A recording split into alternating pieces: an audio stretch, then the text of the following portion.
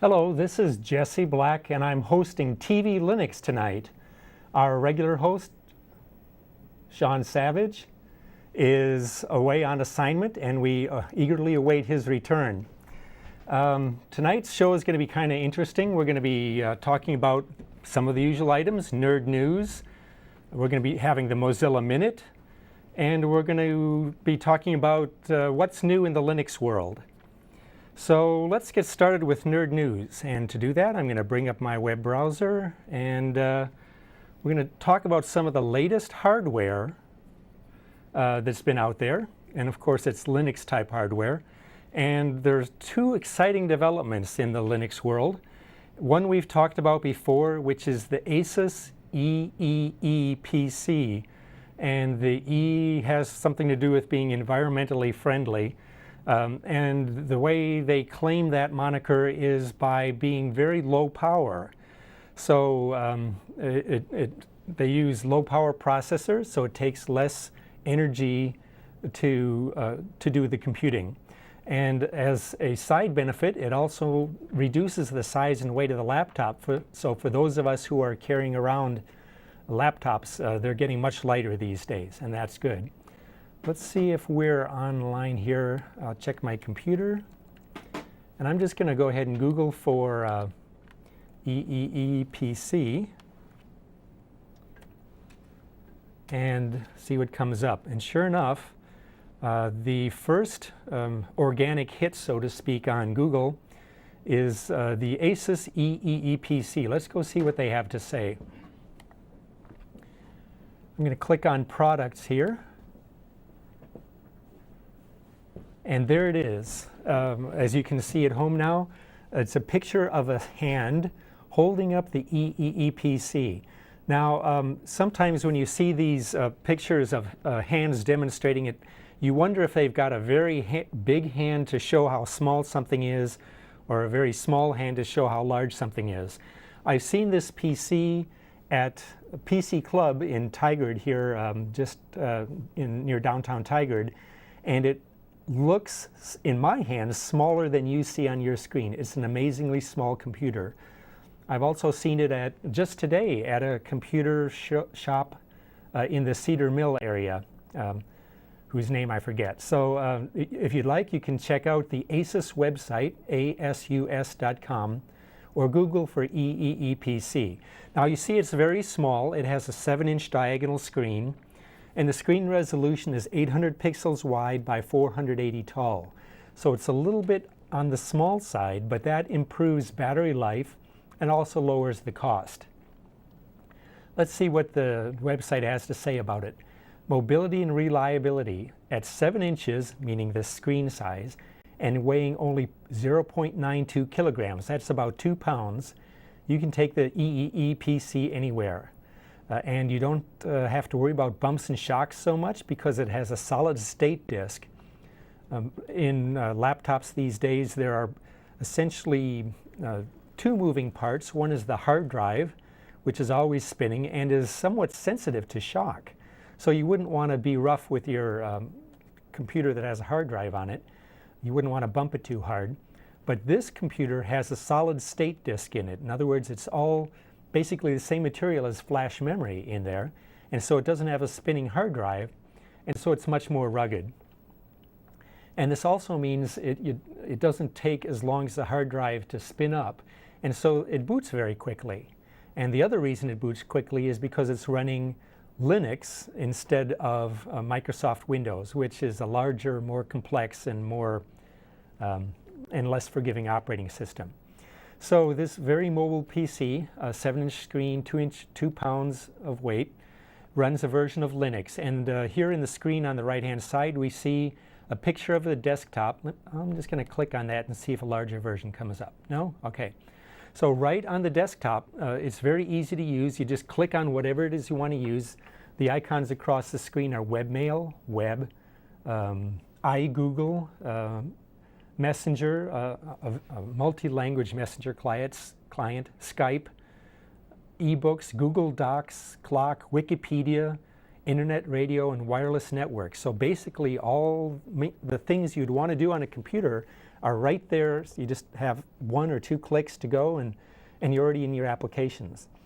And what this operating system version of Linux emphasizes is that most of your life these days is spent on the web. You don't need to have the applications on your computer, because you can just go to Google Docs and edit your documents there and share your documents there. You can chat with your friends, you can do email, you can browse the web. That's what most people do with their computers. And there are web versions of all these applications available. Now, I've checked out the EEPC, as I said, and I know that it does happen to have OpenOffice and many applications built in, but so it gives you your choice. Either work locally or work on the web. And for working on the web, it has wireless networking. There's several different models, basically differentiated by how much RAM that they have in them, or rather how big the solid-state disk is. And the amount of memory built into the system and how much the solid-state disk storage space is. And the disk space is 4 gigabytes, 8 gigabytes, and you'd think, well, wait a minute, I'm used to having a 40 gigabyte drive or an 80 gigabyte drive. But really, with Linux being a smaller operating system, there's plenty of room, even on a 4 gig drive, for your essential files and for the operating system as well. The other things it comes with are of course, a battery, and they're suggesting that it has between 2.8 and 3.5 hours, so approximately 3 hours of battery life. And what they don't mention on this website here is that it also comes with wireless internet access, so you can just sit down in your favorite coffee shop in Portland and get on the web.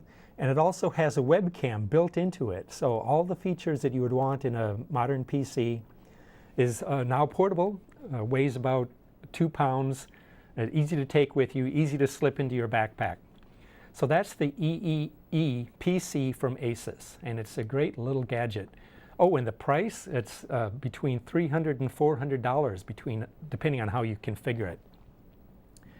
Now, also in the world of computing in Linux systems, there's a system by Everex. So I'm going to type into Google browser Everex, and the device is called a CloudBook. So we're going to go to the Everex site and see what we find. There it is, Everex, Everex.com, the alternative PC. Now, right there on their homepage is the CloudBook. And it's, once again, a 2-pound laptop. And they claim 5 hours of battery life. Up here, let me see if I can just boost up the text size for our viewers at home. Text size increase. Okay, up here on the left-hand side, let's try one more time. View, make it easy on your eyes. Experience the ultimate in mobility, 9 inches in size, 2 pounds, 5 hours of battery life. Surf, email, blog, instant message, Skype, and compute. Cloud computing makes it simple and easy for everyone. And once again, this is based on a version of Linux. It's GOS, which sounds a lot like Google OS, but and to some extent it is inspired once again by all the Google apps that are available. And so once again, the price is $399. It's available at Walmart.com and ZAReason.com starting in just a few days, February 15th, 2008. And pre-installed software. Got a Mozilla Firefox for your web browser, Gmail, Meebo, which is the instant messaging client that understands various instant messaging protocols, Skype for your internet phone calls, Wikipedia for your encyclopedia, GIMP for image processing, blogging software, access to YouTube, movie players, rhythm boxes, Facebook, and once again, OpenOffice in case you want to do word processing or spreadsheets locally. And just looking at their picture here on the right side of the screen, it looks a lot like the Asus EEE PC, a little bit different, but approximately the same size, approximately the same shape. Now the difference here is that the hardware, instead of being based on an Intel ultra-low voltage Celeron processor. This EverX PC is based on the VIA C7 processor. In fact, the mobile version, it says here, C7M, at 1.2 gigahertz, ultra-low voltage, has 512 megs of RAM, kind of like the EPC. SD RAM, 30 gigabyte. Oh, this one has a 30 gigabyte hard drive instead of the flash memory. So it has additional hard drive capacity. Might be a little bit more susceptible to shocks depending on how they've mounted that hard drive in there. But definitely more room on the device in case you want to download your music videos or your music onto the hard drive. Once again, a 7-inch display, same resolution, 800 by 480, and Ethernet port, USB ports, media card reader, that's handy. A webcam once again, headphone, microphone, speakers, and a 4-cell lithium-ion battery. So the differences here, besides the having a 30 gigabyte hard drive and the processor, is the claimed extra battery life of up to 5 hours. And that's what the VIA C7 processors are known for, is being very low power. And that helps the computer run longer, saves on battery weight. And once again, it makes it a little bit more environmentally friendly because we're not using as much power. Once again, it's just the size that you can carry around in one hand, toss it into your backpack. I was talking to a relative about whether this would be the appropriate computer for college use. I think so, because it's very portable. You can take it with you to class. You don't have to spend a lot of time or energy carrying it around or looking for a power outlet with a 5-hour battery life. She said, but the keyboard's so small. And yeah, it is small, that's true. It will be a little bit challenging to be able to type on a keyboard that small. But remember, it has USB ports, so you can plug in an external keyboard, an external mouse when you get back to the dorm room, and still have the portability for when you're walking around campus or walking around town. So once again, it's green because it's a low power design and whisper quiet operation. When you have a very low power computer, then you typically don't need a cooling fan. I don't know for sure if this one does or does not have a cooling fan, but that's an advantage of having a very low power processor. And it's geared towards web applications, so you can connect onto the web and use all your Google apps or your instant messaging or your browsing, and it's affordable. Okay, so those are your two great choices for in the Linux world for lightweight portable PCs. Now, what else is happening in the Linux world? I'm going to go to a site that I promote often on TVLinux, and that is the Linux Questions site. So I'm going to type in up here Linux Questions, LINUXQUESTIONS.org, and we'll see what's new there. LinuxQuestions.org, I better bring the font size down a little bit. Let's see, Control, Shift, minus. Did that do it? No? Okay, let me hit the View button. View, text size, decrease. Control minus, View, text size, decrease. Yeah, it's a little bit easier to read now. So I'm going to go ahead and log into Linux Questions, because you get more features if you log in than if you're just browsing it as a guest. Thank you for logging in, and welcome back. Now, Linux Questions is a great site for asking your questions about Linux. Let's just check out their forums here. So I'll go over to the left-hand side, click on Forums, and let's see which forums that they have here. Looking down the list, we have questions for people who are new to Linux, the newbie forum, software questions, hardware questions, laptop and handheld questions, security, server, desktop, networking questions, and the ever-popular sub-forum, wireless networking. So it's a great place to find answers. With Linux, in fact, with most things on the web, if you run into problems, it's likely that someone else on the web has also run into that similar problem, has already asked the question somewhere on the internet, and it's just a matter of finding the answer that they got and applying it to your situation. So there is a Linux wireless networking subforum to the Linux networking forum. And then here, the king of forums is Linux distributions. And you see under here listed under subforums lots of Linux distributions like Debian, Red Hat Mandriva, Vector Linux, Fedora, Damn Small Linux, Linspire, Feather, Mepis, Ubuntu, Puppy, GraphPup, lots of different Linux forums where you can ask specific questions to that particular distribution of Linux. Now I'm going to scroll up to, and that's one of my best resources for if I'm ever lost and want to know how to do something new, is to check out the wireless forum or this forum specific to my distribution, or maybe the hardware forum. Now I'm going to go up to this top forum. It's called the 2007 linuxquestions.org Members' Choice Awards. So I'm going to click there. Excuse me. And what the linuxquestions.org site has been doing for many years is asking their members what their favorite Linux application is, or what's their favorite Linux distribution. Or so let's just look down this list of choices for the Members' Choice Awards. Desktop distribution, you can vote on your favorite desktop distribution. Multimedia utility, text editor of the year, programming language, file manager, window manager, desktop environment, and it just goes on and on. So let's just go to probably the busiest one of them all, desktop distribution of the year. And we see that we have until voting ends February 21st. So you can become a member of linuxquestions.org and vote for your favorite Linux distribution. Let's just look at some of the choices here.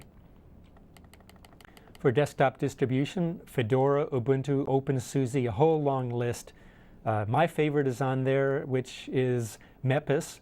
Of course, some of the most popular ones are on there. Ubuntu is on there, Fedora. And not only can you vote on these distributions, but you can see down here at the bottom comments that people have left. For example, they would say, oh, you forgot this particular distribution, like Saboyan needed to be on there.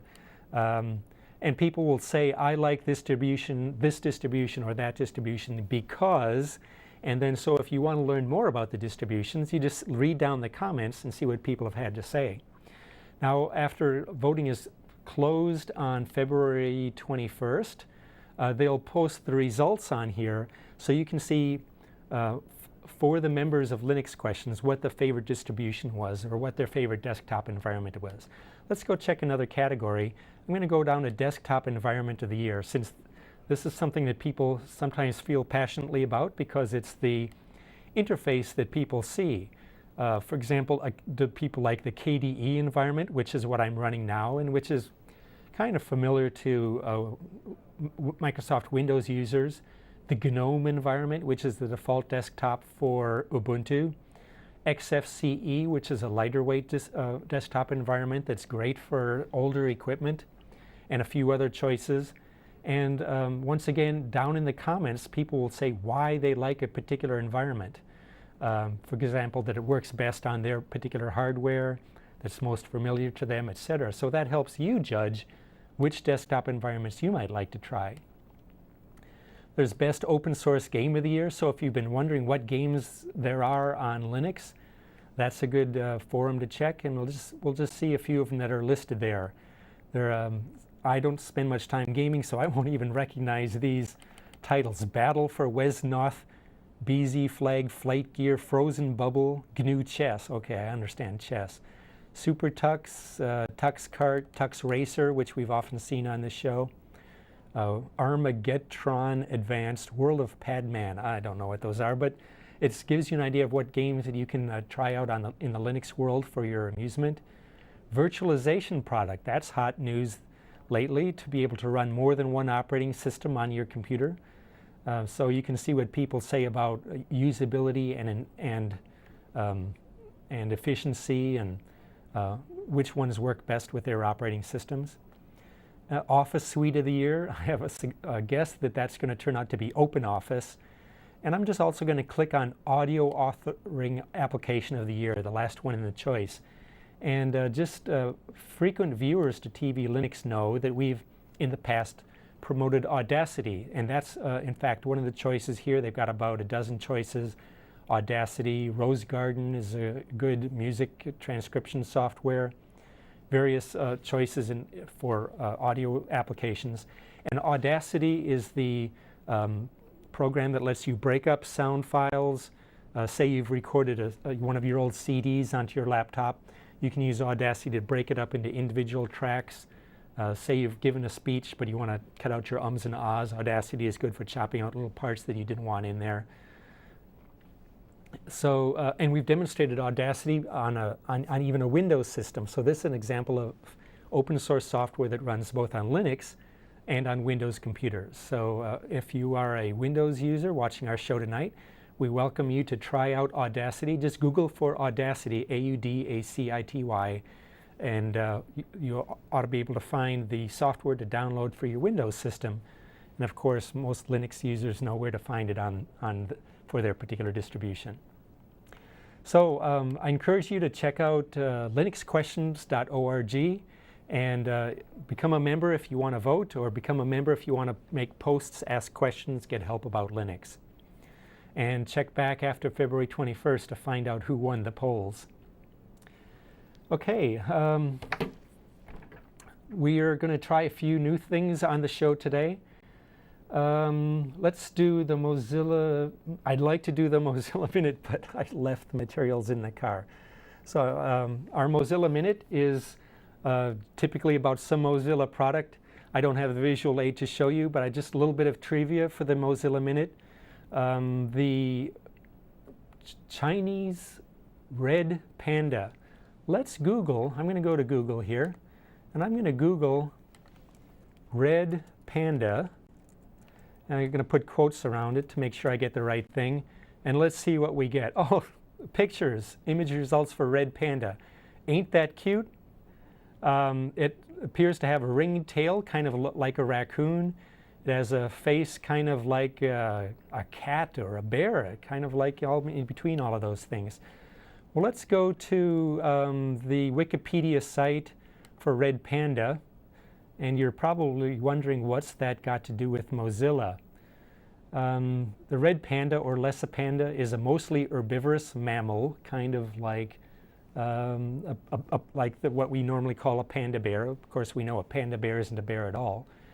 It's specialized as a bamboo feeder, so it eats bamboo like a panda. It lives in the Himalayas, in Bhutan, China, India, Laos, Nepal. It's the mascot of the Darjeeling International Festivals. Let's see if there's anything else of interest to computer users here. A red panda sleeping in trees. Yep, that's of interest to Linux users. We like to sleep in trees. It's probably threatened, but I don't see the particular link that I'm looking for. Let me just fix my red panda, and I'm going to add the word Firefox to the search. Firefox. And what's a Firefox? Mozilla.org. What's a Firefox? Scroll down here. Why Firefox? What's a Firefox? Firefox is another name for the red panda. So that's the link.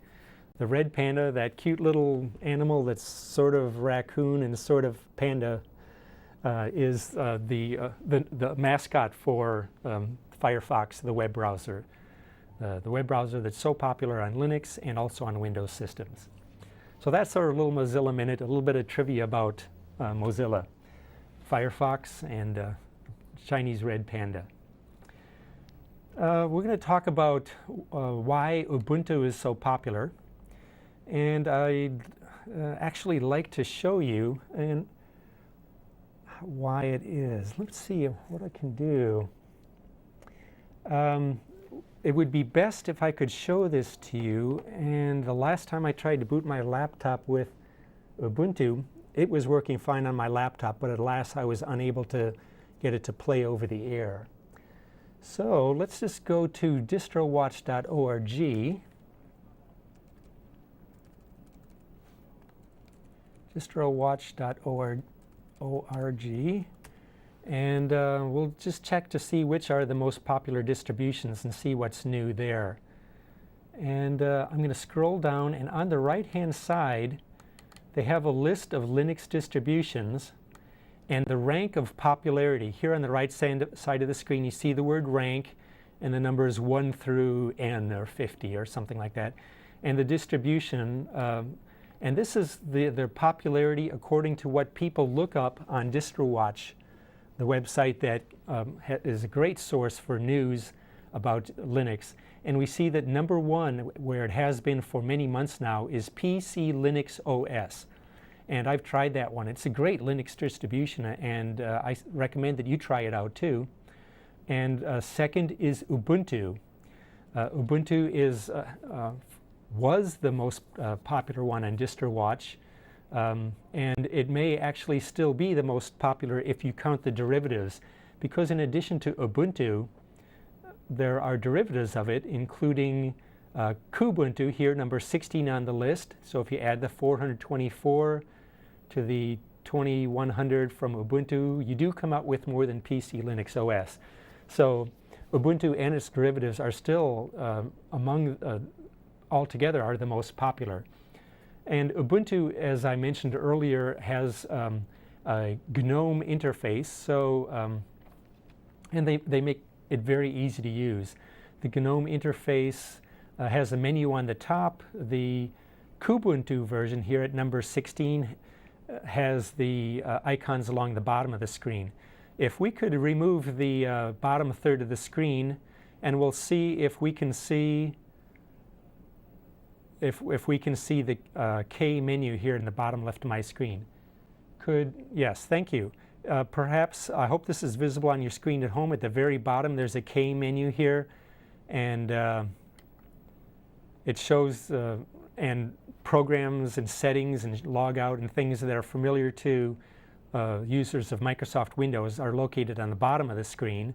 Some quick launch icons. Down here on the bottom are icons that are particular to the programs that I'm running, and I've also got a CPU graph running here just for amusement. This is running KDE interface, so it's more familiar to users of Microsoft Windows.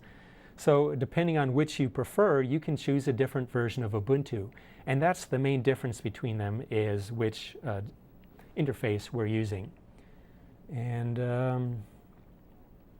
in addition to those two versions of Ubuntu, there's another version called Xubuntu here at number 26 with another 255 votes yesterday. And Xubuntu uses the XFCE desktop.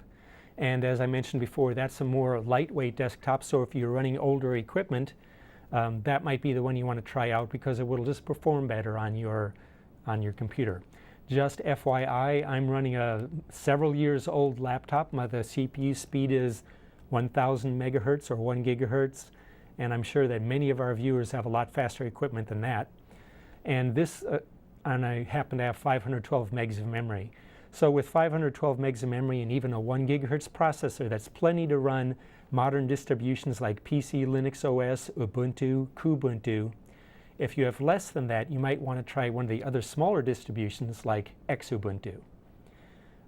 Also, Mepis is another popular one, number 9 on the list. That's another KDE-based derivative of Linux, and it has 704 votes. It has my vote because it's the one that I run every day at home. Number 10, Damn Small Linux. That's an exercise in how small you can get a fully functional Linux system. And Damn Small Linux originally fit on those very small business card sized CDs that held only 50 megabytes. So it started out as a 50 megabyte distribution.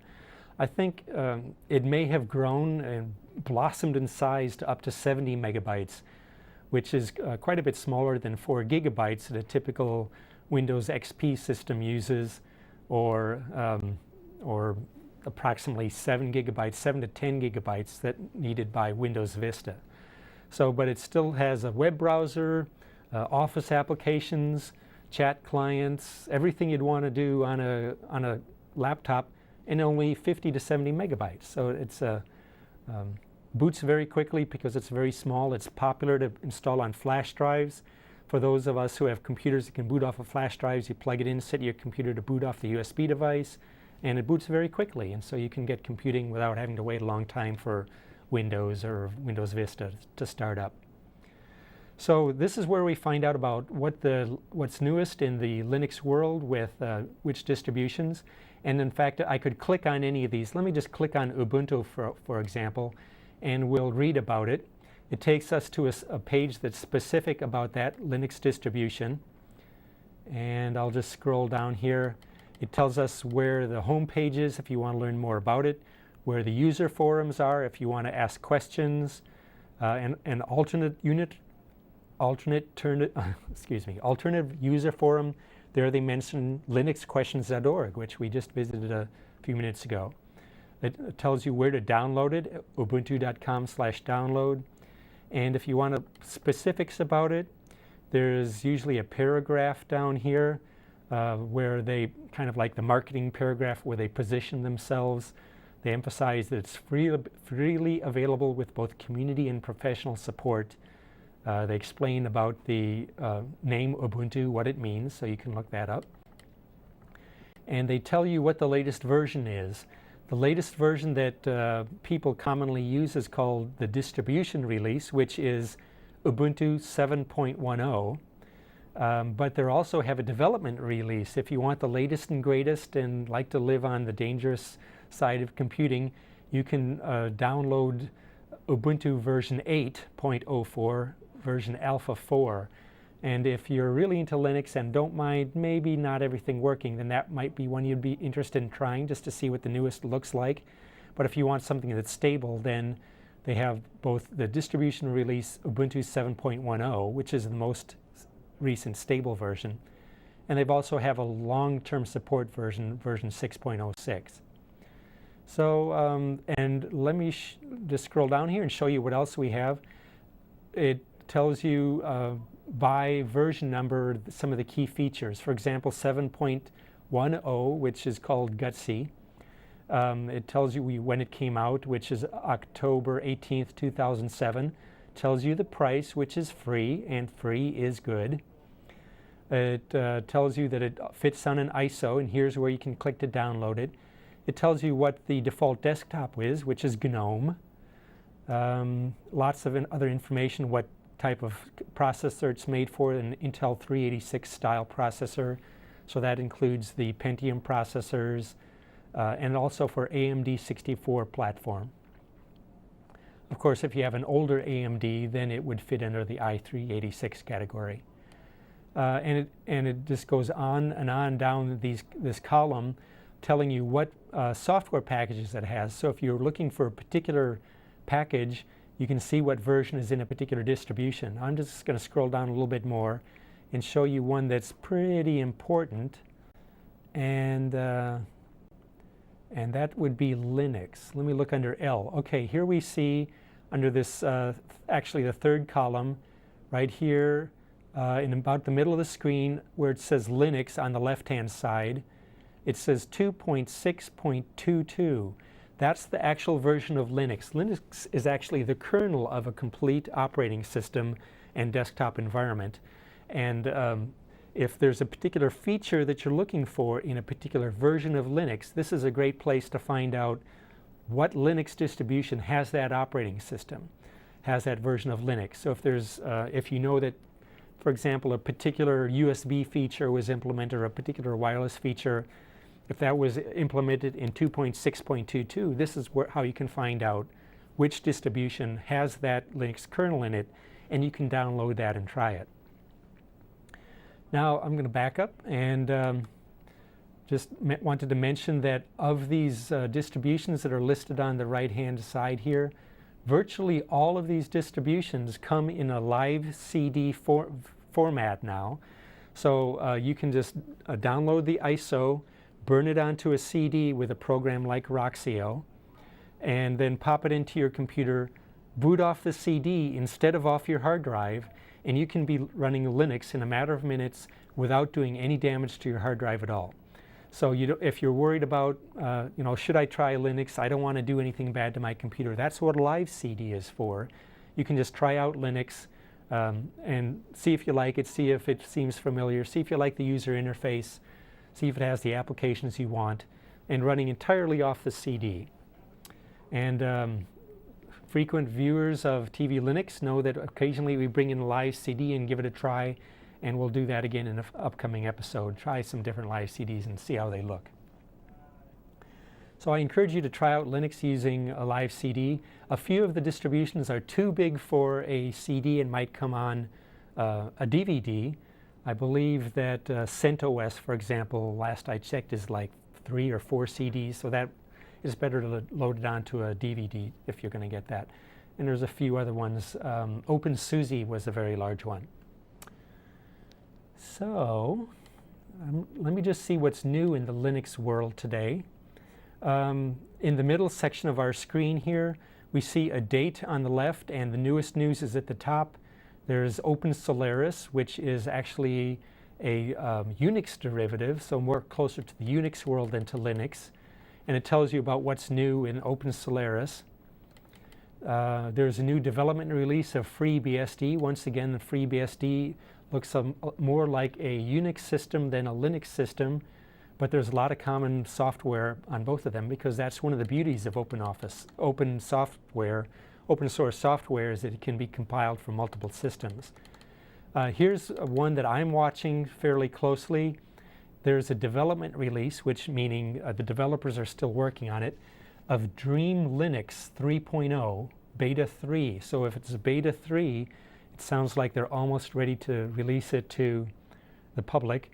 And sure enough, the words say the third and final beta release of TVLinux 3 is out and ready for testing. And this is one that I'm looking because I have, in addition to this fairly old laptop that I like to bring to TVLinux, I also have even older laptops, and I like to make sure that they're running a modern operating system. So I put Linux on them, but their CPU speed is less and their memory is less than this one that I'm using today. And so I'm looking for very efficient, even more efficient versions of Linux that can run on older, slower systems. And TVLinux is one of them. And so I can read all about TVLinux. I believe I've read before that it comes out of Brazil, but that's not scary at all, because most of the installation and setup and the applications are in English. So give it a try, even though it's from Brazil. So you can read about all the great features that are in TVLinux 3.0 there on the DistroWatch site, and you can click on the links and go to the TVLinux site and read more. Let's see what else there is. Here's a utility distribution, a specialized distribution. It's called Parted Magic. People who are familiar with tinkering with their computers probably are familiar with a program called Partition Magic. It's a program made for the Windows world to help you repartition your hard drive. At times was that Partition Magic has been around for years. At times was that Windows 98 would not recognize a partition larger than 2 gigabytes, so that was your limit. And then they came out with hard drives that were larger than 2 gigabytes, so there used to have 2 partitions on your hard drive. And Partition Magic was useful for that. It was also useful because if you wanted to put Linux on your computer along with the Windows, you would create a Linux partition, a Linux partition, you would create a small swap partition, and you would leave a partition there to install Windows on, and have this all on one hard drive. And you can do that with Partition Magic, but it costs money, and wouldn't it be great if there was a free version of that? And so in fact there is, and the program is called Parted, P-A-R-T-E-D, and someone has made a live CD so that you can boot Linux. Here it is written on our screen here, Parted. So someone has made a live CD that you can boot called Parted Magic. Sounds a lot like Partition Magic. and you can use that to partition your hard drives. And it, as you read on here, it has other features like you can look through your hard drives to see what's on the different partitions. But let me just click on the Parted Magic and see what we can see about that. It tells us where to find the website for it. Just like the other distributions, it tells us where the documentation is. The forums, once again, linuxquestions.org is recommended. Let's see if we can see how big it is. It fits on one ISO. I'm looking for how big it is, but I can't see it really quickly here. Oh, here it is in the description. Parted Magic is a 40 megabyte live CD. You can put it on a CD, you can put it on a USB drive, and its purpose is to be for partitioning hard drives. So, and it has other things like partition image too. Partition image is a great program if you've gotten your Linux system working just the way you want it, but you want to try out some new software. You can use partition image to copy your partition onto another hard drive, say a USB drive, and then you can do all you want to your Linux partition, and if you want to back up, you can use the partition image to copy it back onto your partition just the way it was, to restore it just the way it was so that you can undo all those changes that you made. Or if you're worried that your hard drive might wear out and you want to keep a copy of the partition, or don't want to have to reinstall just in case, because installing can take an hour and recovering with partition image might take 5 minutes or 10 minutes. So that's a great way to get your computer back the way it was at a particular time. So all these features on a live CD that is only 40 megabytes in size. So this is one of the things that people can do with Linux, because Linux is an open source operating system. They can use just the parts of it that they want, throw away the parts they don't want, put in the features that they want, and come up with this special purpose version of Linux would be great and easy to use for people who are thinking of repartitioning their hard drives. So that's an example of a special purpose Linux distribution. Let's see what else is on DistroWatch today. There's the news about Dream Linux Parted. DistroWatch Weekly, where they summarize the what's new in the Linux world. They come up with a new version approximately every Sunday or Monday, letting us know what new distributions are out there. Here, a couple of them mentioned Pyrin and Runtu. Okay, now you got my interest up. We're going to find out what Runtu is. Runtu is a Russian Ubuntu. Okay, that makes sense. Pre-configured for full Russian support. And of course, Linux is supported and developed by people all around the world. And so there's a good chance if you would like to have a Chinese distribution, a Taiwanese distribution, Spanish, Italian, Russian, there's a version that's customized for you. There are even Linux distributions customized for different religious programs. For example, there's a Christian version of Ubuntu. There's a Muslim, Islamic version of Ubuntu. So it has applications on it that would be of particular interest to people of those particular faiths. So let's see what else is available in the DistroWatch news. Yellow Dog Linux. This was a very popular distribution for those that are using a computer with the Power architecture. Now, popularity-wise, the Power architecture was the computing CPU unit that was in Macintoshes up until the time they made the switch to Intel computing approximately 3/4 of a year ago, I believe it was, or maybe a year ago. They switched from IBM's Power PC architecture to the Intel architecture.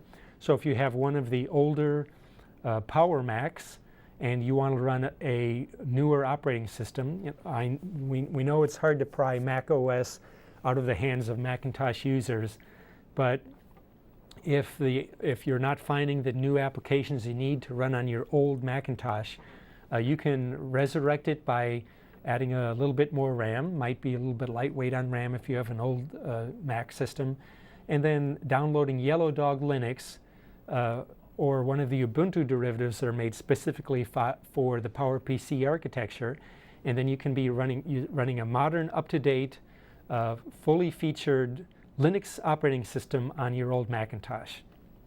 So let's see what else is in the news here. Just scrolling up.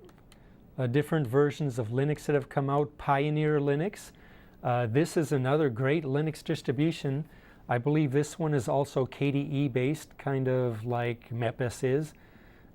So it's worth a look-see. And once again, it comes in live CD format. Sure enough, it says here, these workstations utilize the KDE desktop and run off a live CD. So you can try it before installing it on your hard drive. So it's kind of like a try it before you buy it. But remember, when we talk about Linux, the price is usually free for the downloading. And if you happen to run on a internet connection that's too slow for downloading, say a 700 megabyte Linux distribution, you can order Linux distributions from the vendors that advertise on sites like distrowatch.com. And for a few bucks, usually $3 or $4, they'll mail you your Linux distribution on a CD. So that's another great way to get your Linux if you if you want to spend less time downloading and more time playing with other things. Use your computer for other things, and then you get something fun in the mail. So that distribution was Pioneer Linux, another one that's great to try. Now here's a distribution that we've commented on.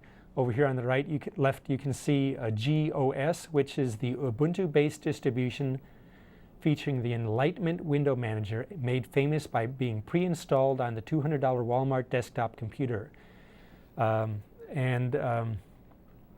This is GOS, and it's the one that's also on the Asus PC, I believe.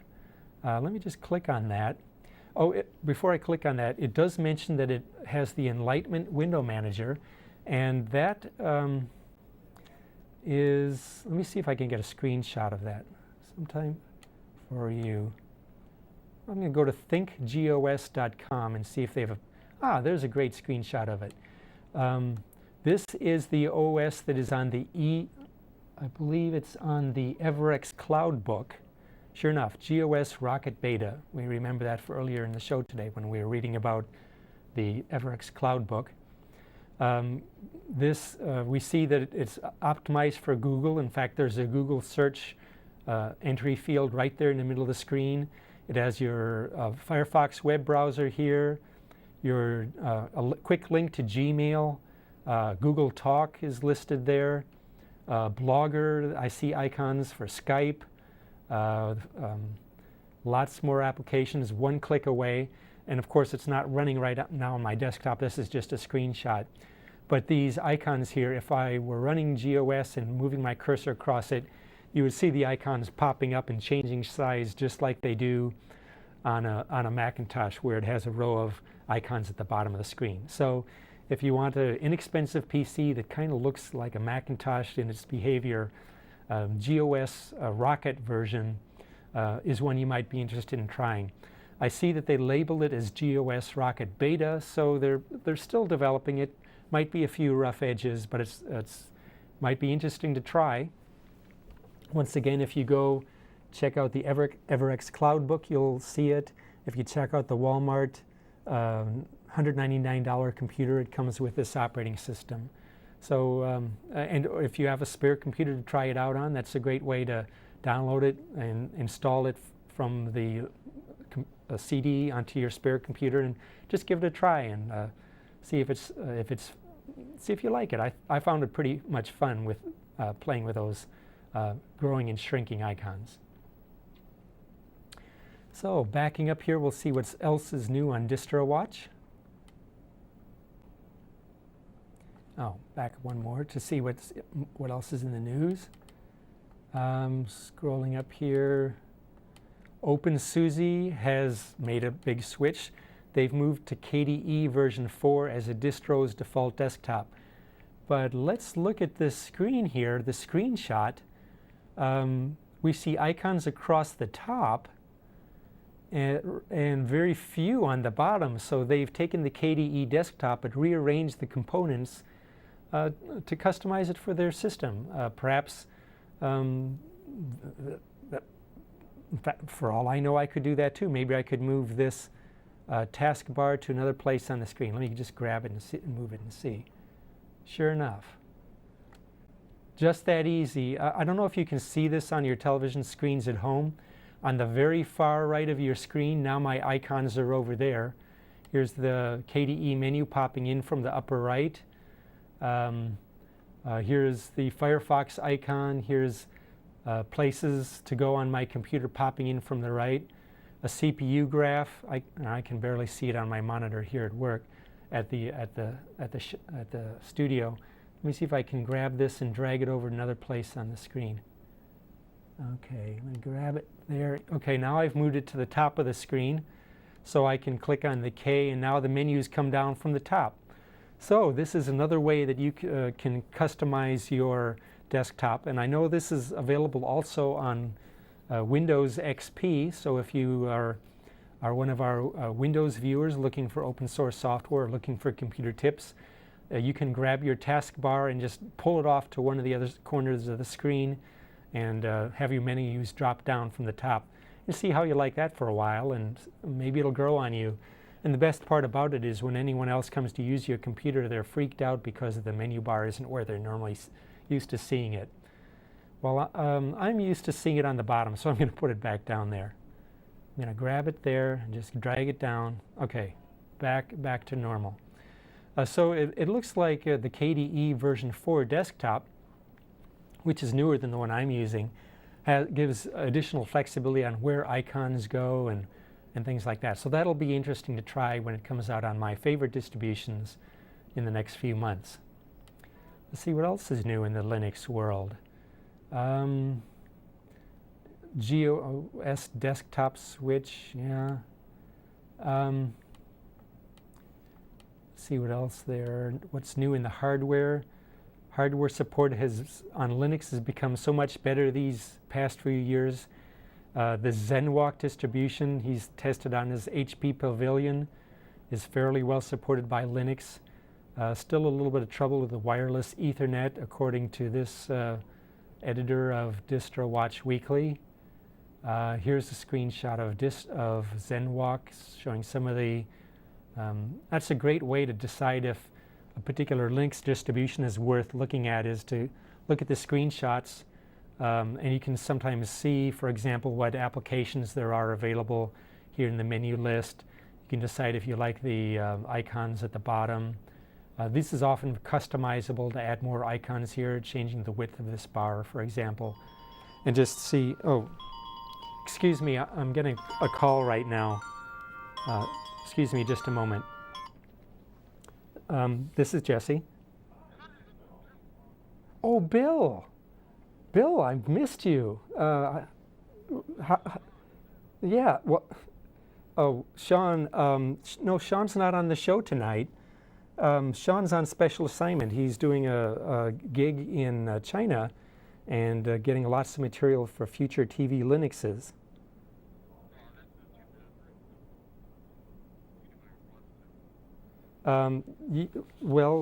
Yes, I know that you have a preference for Windows, but I'm glad that you're a frequent watcher of our show.